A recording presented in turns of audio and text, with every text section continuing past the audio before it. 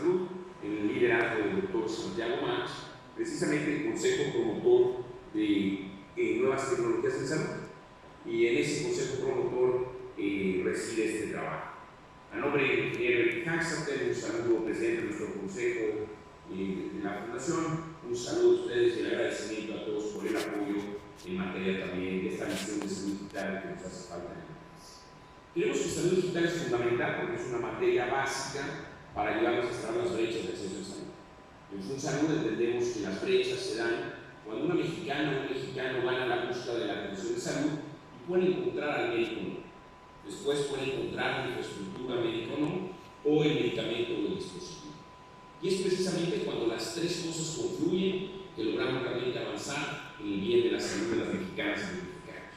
Pero si estas no pasan, entonces nos preocupa y entonces se da una brecha de acceso a salud. Entendemos que sin duda el tema de ir avanzando en materia digital nos va a ayudar a cerrar las brechas. Nos va a ayudar a acercar los médicos precisamente a las diferentes poblaciones, que estén las doctoras, que estén los doctores, y precisamente es con ayuda de las plataformas digitales podremos ayudar a cerrar las brechas.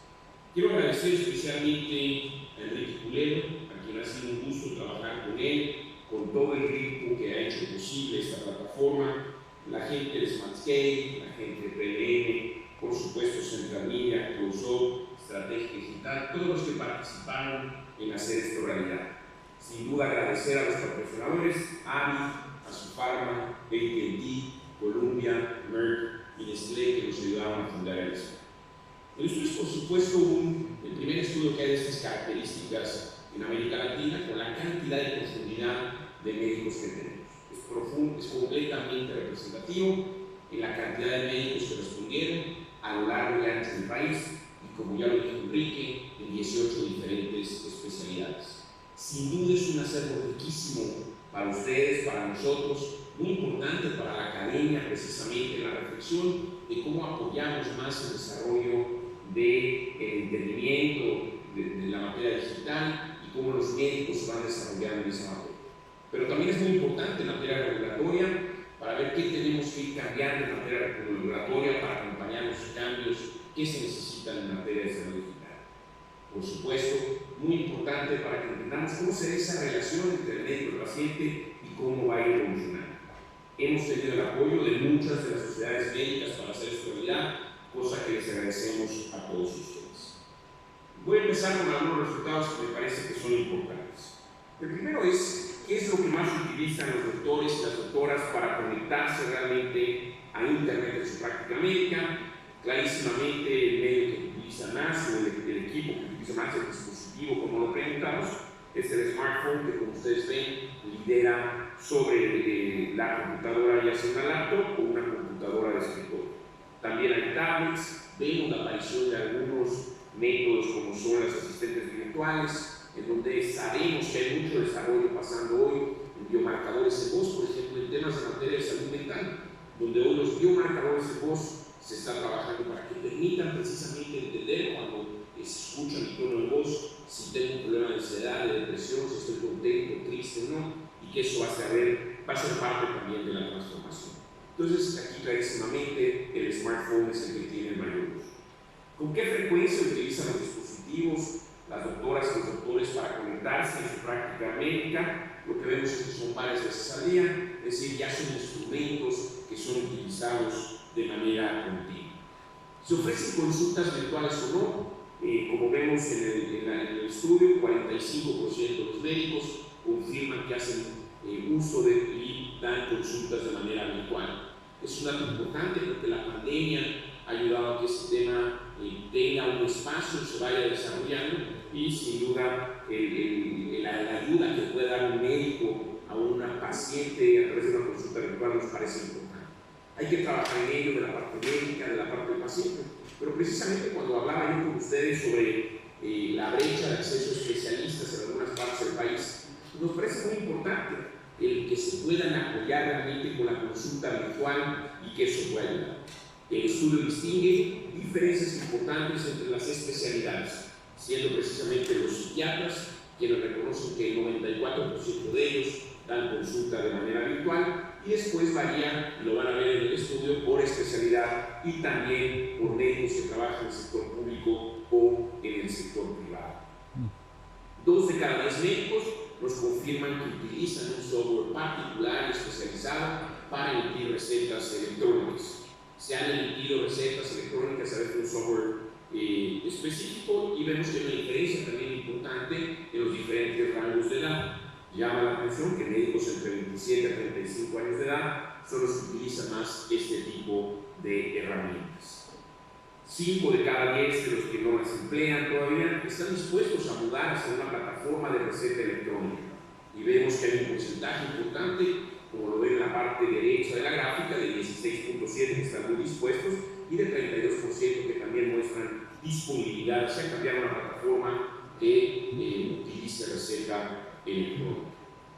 4 de cada 10 médicos dicen utilizar un expediente electrónico, pero es interesante destacar en esta gráfica cómo hay 47% de los médicos que mantienen el expediente de manera física, pero después el resto utilizan documentos de corte digital y otros expedientes médicos especializados electrónicos, que es el 40% ya de los mismos. Cuando en el grupo también nos interesaba mucho aquellos que no lo utilizaban, entender por qué nunca utilizaban un expediente clínico médico, y encontramos que una parte tiene que ver con el costo. Me parece que es un mensaje importante para aquellos que están dedicados al desarrollo de los expedientes clínicos, donde se distingue una barrera en el tema del costo, además de algunas inquietudes sobre seguridad y privacidad, así como desconocimiento de los médicos de plataformas específicas. Lo que queda tarea importante para seguir llevando hacia la digitalización del médico en materia puntual del expediente clínico electrónico. Recordemos que para el avance en salud esto es fundamental en la capacidad de entender cómo están los expedientes y que esos expedientes puedan ser aprovechados de manera óptima para entender lo que pasa con las mexicanas y los mexicanos a través de modelos potencialmente de inteligencia artificial y que eso nos ayude a tener mejores resultados. La mayoría de los médicos no utilizan necesariamente todas las plataformas integradas para la consulta. Hay quien decía en el grupo que ya hace consultas virtuales, que emiten recetas electrónicas, que usan un expediente clínico electrónico, y ese ya es el 9% de la población médica. Pero también es importante destacar que hay 14% de ellos que ya emiten recetas electrónicas y usan el expediente clínico electrónico.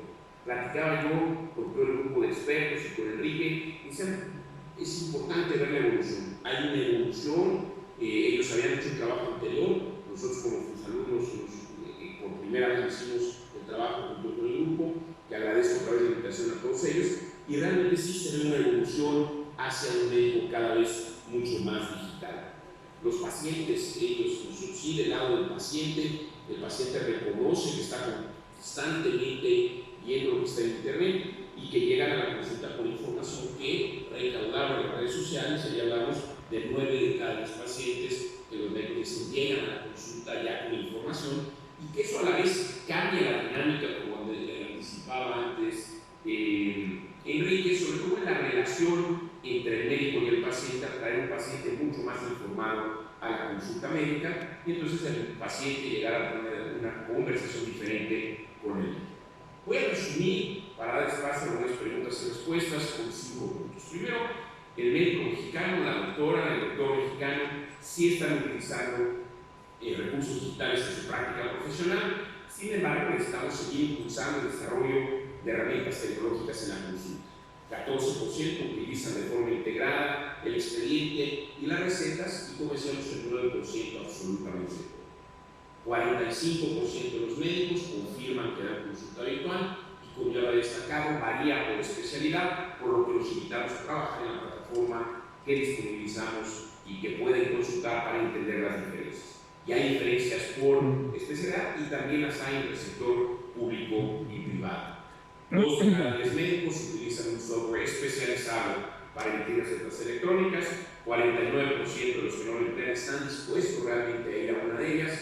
Se reconoce que hay un tema de costo y de seguridad que hay que trabajar para que lo entiendan bien, y que eso nos permita transformar mucho más el camino hacia la digitalización. Y cada vez más, las mexicanas, los mexicanos, en el grupo de pacientes, estamos llegando al consultorio médico con mucho entendimiento de lo que pasa a través de las redes, o por lo que las redes nos dan acceso, y esos son 9 de cada 10 pacientes que tienen una conversación relación diferente de la que tenían antes con el médico. Así que a nombre de la Fundación Mexicana para la Salud y de todo el grupo que hemos trabajado esto, ha sido un gusto hacer este estudio, los invitamos a que lo consulten, tendremos bastantes presentaciones al respecto, nos interesa mucho, como decía, la reflexión en el ámbito académico de qué implica esto en la formación de los jóvenes médicos, de las doctoras y doctores. Nos interesa mucho la reflexión en el ámbito regulatorio, legislativo, qué implica en Cámara de Diputados y Senadores, y después en esa evolución realmente del médico hacia ayudarnos a un tema que se va a hacer importante.